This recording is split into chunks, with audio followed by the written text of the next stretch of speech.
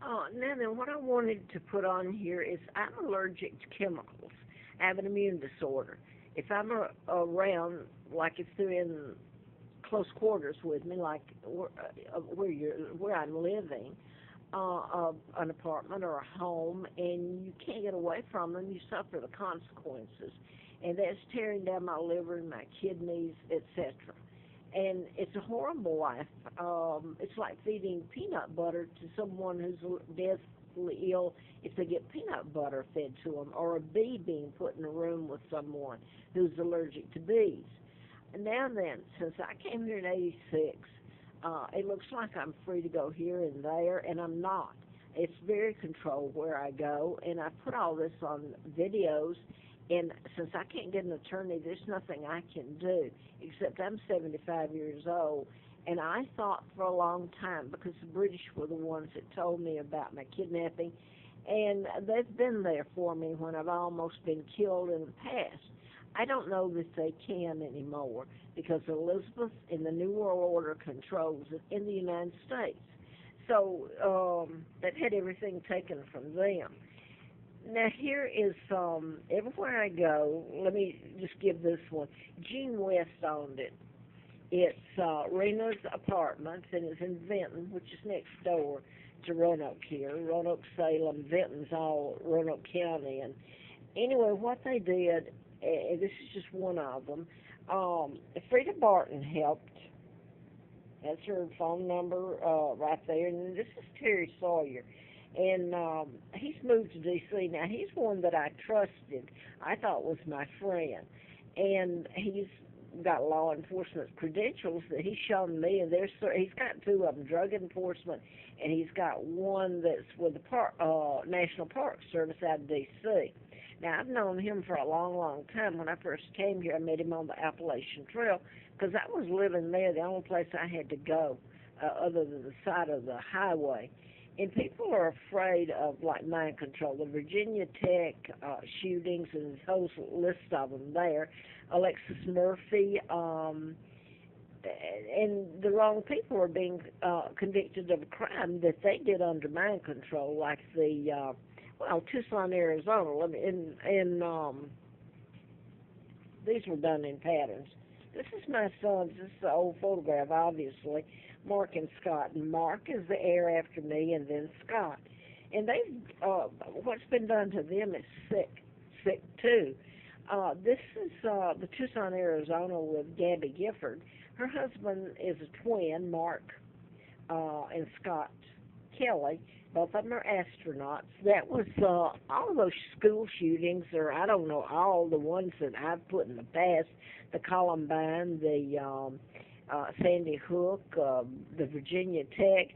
Wayne Williams was one, the black murders in Atlanta, that everybody could go back and see that something's wrong there. Wayne Williams was supposed to have been schooled by the CIA, and then he's supposed to have killed all these blacks.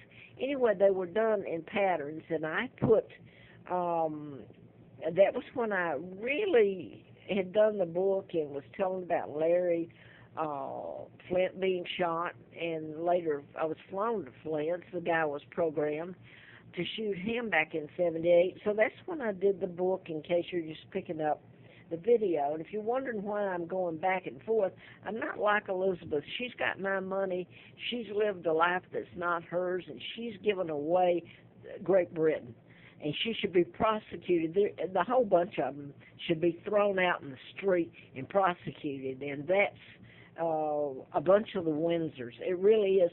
One of my relatives I did contact when I got YouTube and could Google, which has only been a couple of years, and he was a king, and he got back to me on Facebook, and he said, "What can I do for you?" I guess he knew.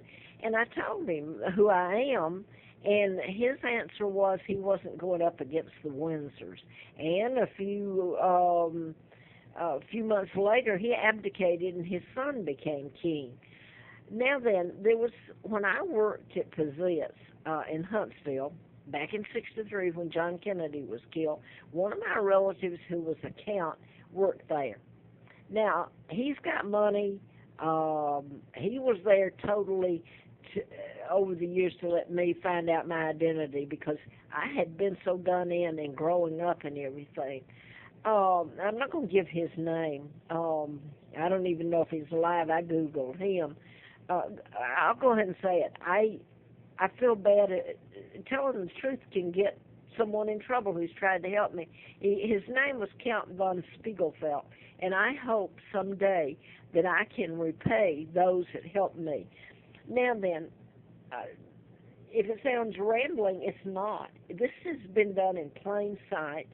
When I did the book in 76, 77, 78, Larry Flint was shot in Lawrenceville, Georgia, near me in Marietta. And got the letter from the FBI, June the 23rd of 79, which is my dad's birthday, June the 23rd. So anyway, and had the antifreeze put in, and that's just one episode. Antifreeze should have killed me. But it's been horrible walking around and trying to find my kids and trying to get people to listen to me and having stuff on me all the time. To prove it, I couldn't prosecute the West Paces Ferry, the doctors there. I went for a tox screen to see what had been injected into me. And that was a fiasco. Anybody could look at that, but I can't, over the years, I can't sue anybody. And it goes on. Now as it stands, Terry Sawyer I thought was a friend. And I've just said he's got credentials from the drug enforcement, so somebody would say, well, what's the good he's doing with you up on the mountain? Is he trying to help you? What? And he's with the National Park Service. So he's gone now up there, but what's left in the wake is in '06, I was still camped out. I couldn't get a place to live. They'd come in and soak me just like they've done, and I've put the letter on here, Affordable Corporate Suites. I've stayed there over the years. I've tried to leave. I have to come back. They soak me. What they've done to me in every place I've lived, except in the knock on wood where I'm at right at the moment. I've not had that problem. Across from a state trooper's office. I don't know if that does me any good or not, but I have nothing against them. I really don't, but I don't know.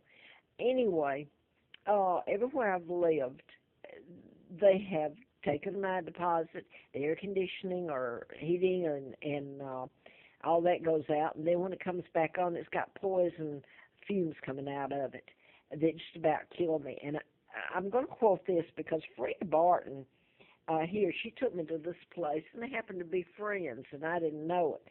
And I paid him for a month. It was month to month. I paid him the deposit and the month's rent. And right after I left, and Frida took me to the store so I could get a few groceries, I'm kept penniless. I got the groceries and came back, and she's the one that said, hey, because this was in when? June? I'd have to look and see. When did I sign the August? I believe it was in August, 1st of August. But anyway, she came, it's 8/8 of '07, yeah. So she came back and she said, when we got back, she says, well, your air conditioning's out. So when he came to, quote, fix it, like everywhere else, it goes out and the poison fumes come, hey, they didn't do anything.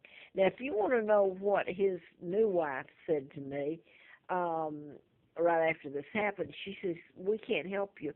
His other wife died of cancer. So what's going on is people are committing suicide.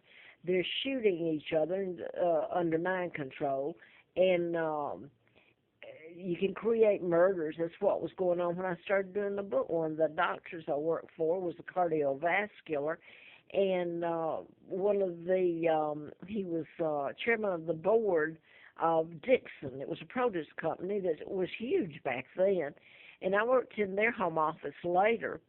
But that's how I started finding out the doctor had put a chip in him. Fair show. I couldn't remember. That's the first time I ever remembered his name.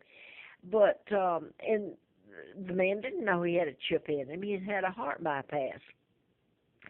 And it's how you can modify behavior. Your decision making, make you go out and commit any crime they program you to do. So when you're hating Aurora, Colorado, James Holmes, and he's being tortured, given I mean, he's not mentally ill. He's programmed.